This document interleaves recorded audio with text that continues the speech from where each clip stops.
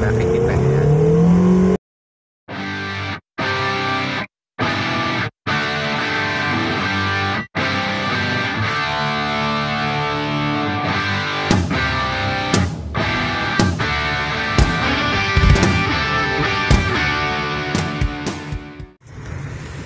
Sir mga boss, no, sliding clutch na 2011 Toyota Vios. So sliding clutch na siya, palitin na yung clutch.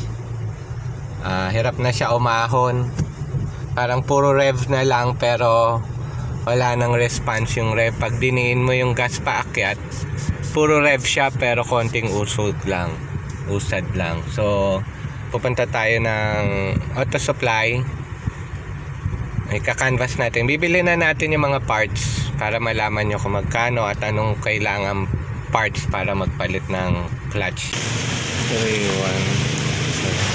3.1 lahat. Yung grasa, sama mo na yung grasa. 130. Ha? 130. Ayan, bawas to boss, pa ano naman, discount naman. Tatawad naman, baka mayroon. 3,280. So ito yung dating quote sa atin, 3,780. Yun sa kabila. Ito yung quote niya ngayon, noon itong isa, 3,150. Dahil 3,280, nakatawad tayo, naging 3,2 na lang. So mas mura dito kaysa dito sa kabila. So kompleto na yon.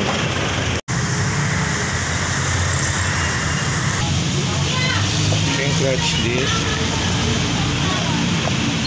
Ito yung pressure plate.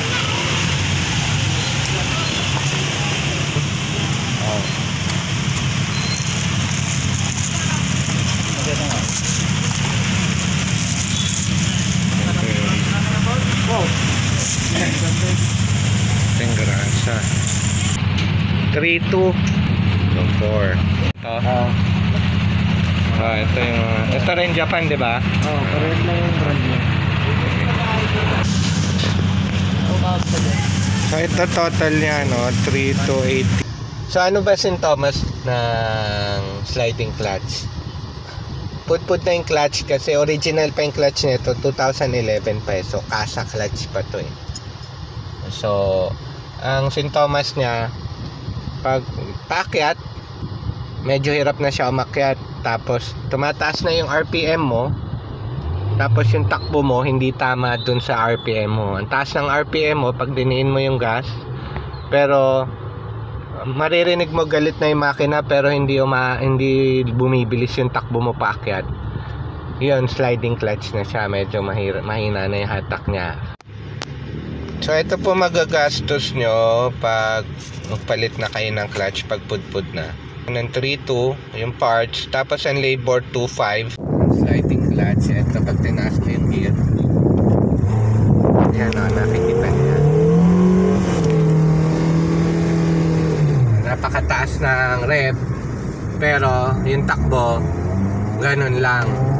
So yun, sliding clutch na yan ibig sabihin. So ganun po ang sliding clutch. Sana po nakatulong mga sir. May pong salamat. Pa-like and subscribe na lang po ng video.